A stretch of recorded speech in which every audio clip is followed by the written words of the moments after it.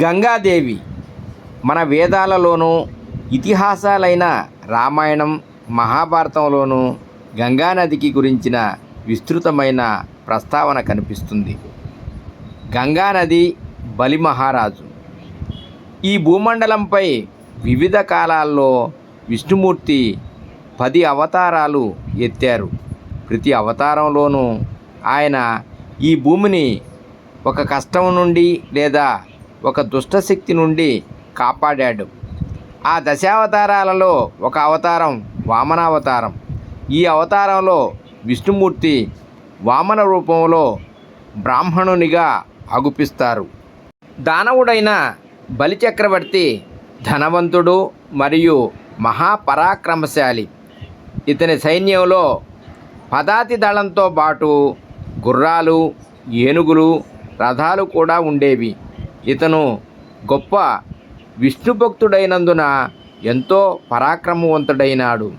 చివరకు స్వర్గాధిపతి అయిన దేవతలకు రాజైన ఇంద్రుడు కూడా ఇతని వల్ల రాజ్యం కోల్పోతానేమోనని భయపడేవాడు. ఒకరోజు ఇంద్రుడు విష్ణువు దగ్గరికి ఒక సహాయాన్ని ఆశిస్తూ వెళ్ళాడు.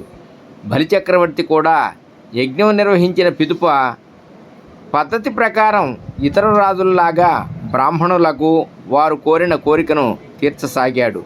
విష్ణువు ఒక మరగుజ్జు బ్రాహ్మణుని వేషంలో బలిచక్రవర్తి దగ్గరికి వెళ్ళాడు.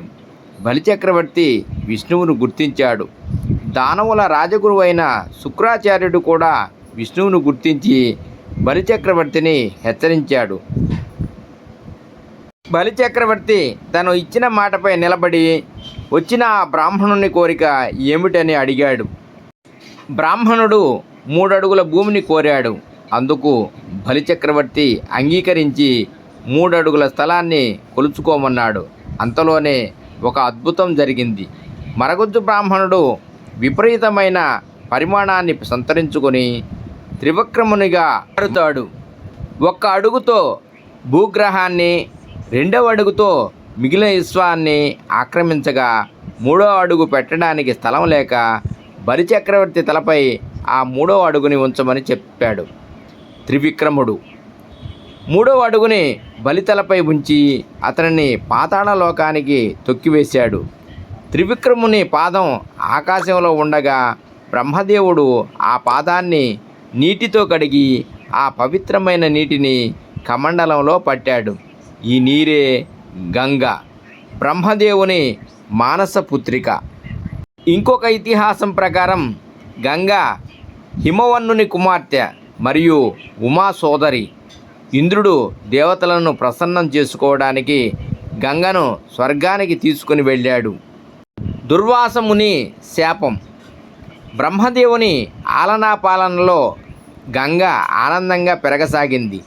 ఇతిహాసం ప్రకారం ఒకరోజు దూర్వాస మహాముని స్నానమాచరిస్తుండగా వేగంగా వీచిన గాలి వలన అంగవస్త్రం పోయింది. అది చూసిన గంగ నవ్వింది.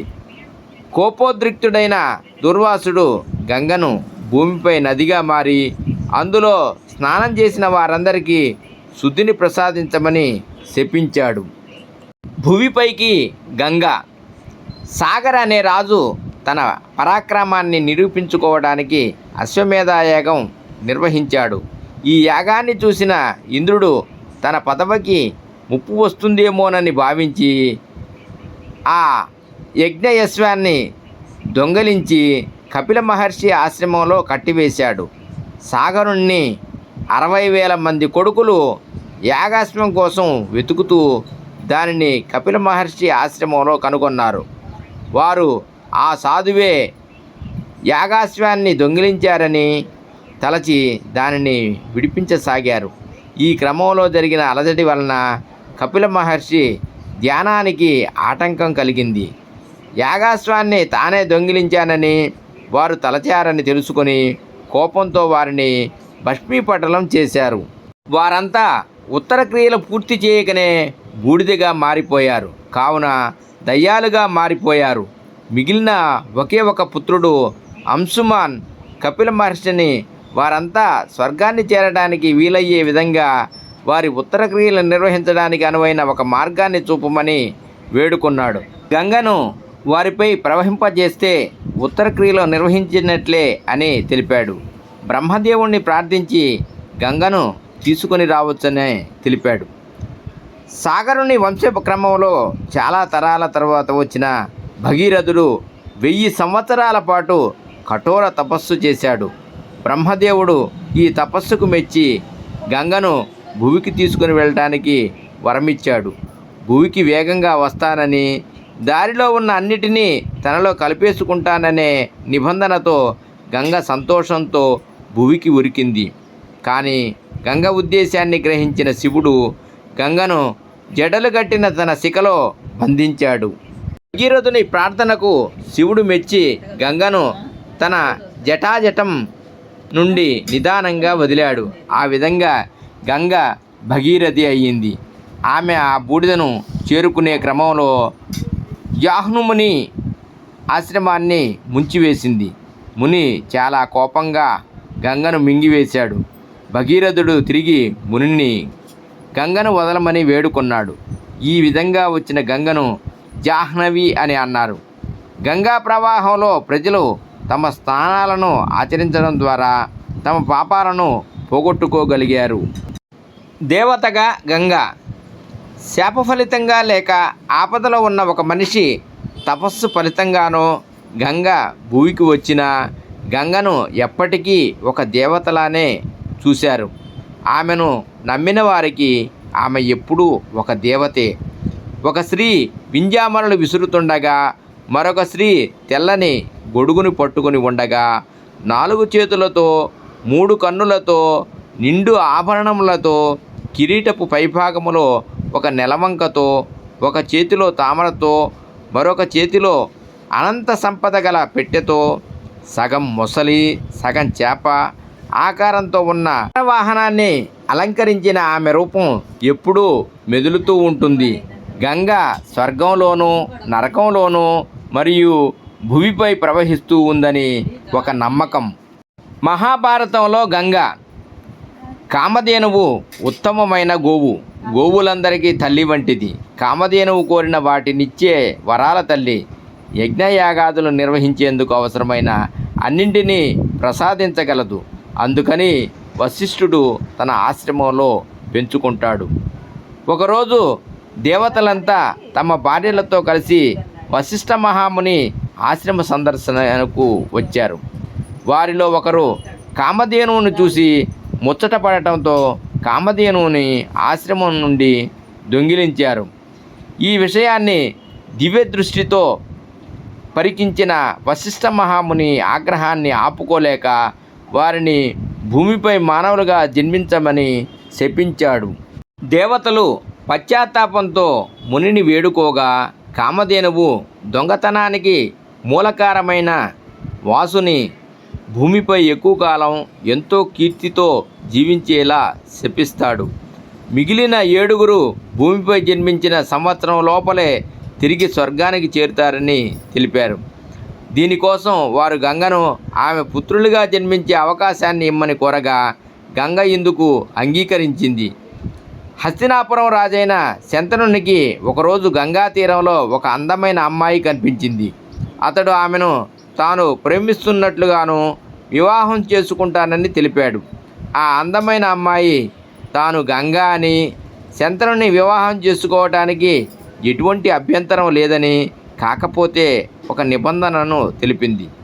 తాను ఏమి చేసినా శంతనుడు ప్రశ్నించకూడదనే షరతుతో ఆమె శంతనుని వివాహం ఆడింది.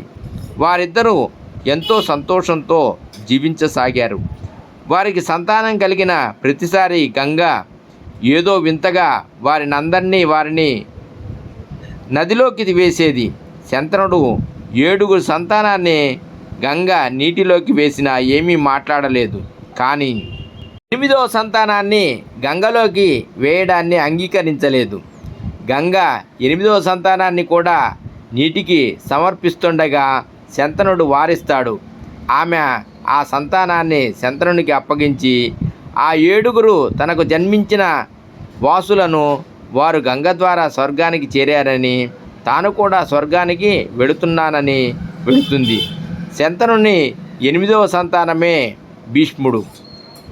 గంగకు సంబంధించిన కొన్ని విషయాలు. హిమాలయాల దక్షిణ భాగంలోనున్న గంగోత్రి హిమనీనదం గంగానది జన్మస్థానం. ప్రపంచంలోనే పెద్దదైన సుందర్బన్ మైదాన ప్రాంతం గంగానది ముఖద్వారం వద్ద ఏర్పడుతున్నది. 3. గంగానదిపై నిర్మించిన ఫరక్కా మరియు హరిద్వార్ ఆనకట్టలు అతిపెద్దవైనవి. 4. గంగానే గంగానది. 5. బ్రహ్మపుత్ర నదితో కలిసి గంగానది ఏర్పరిచే నదీ వ్యవస్థ ప్రపంచంలోనే అగుపించే మంచినీటి డాల్ఫిన్లకు ఆవాసం. ఈ డాల్ఫిన్లకు చూపు ఉండదు. 6. గంగానది జన్మస్థానం మొదలు సముద్రంలో కలిసే వరకు అన్ని ప్రదేశాలలో మానవ కార్యకలాపాల వలన కాలుష్యం చెందుతుంది. 7. అంత కాలుష్యం చెందిన ఈ నది ఆమ్లజన శాతాన్ని నిలుపుకోగలుగుతుంది. ఇది ఈ నది ప్రత్యేకత. 8. ఇప్పటి వరకు గంగానది కాలుష్య నివారణకు చాలా పథకాలు అమలు జరిపారు, కానీ ఏవీ ఫలవంతం కాలేదు. 9. నదీ ప్రవాహ ప్రాంతాలలో కొన్ని స్థలాల్లో ఇది స్నానం చేయడానికి కూడా వీలు కానంత కాలుష్యానికి గురవుతుంది. అయినా ఈ నది ప్రాశస్త్యం దృష్ట్యా ఇప్పటికీ ప్రజలు ఈ ప్రదేశాలలో కూడా స్నానాలు ఆచరిస్తున్నారు. 10. ఈ నది జలక్రీడలకు కూడా ప్రసిద్ధి. 11. ఉపనదులతో కలిసి ఈ నది బంగ్లాదేశ్ మరియు మన దేశ వ్యవసాయానికి ఎంతో ఆధారంగా నిలుస్తుంది.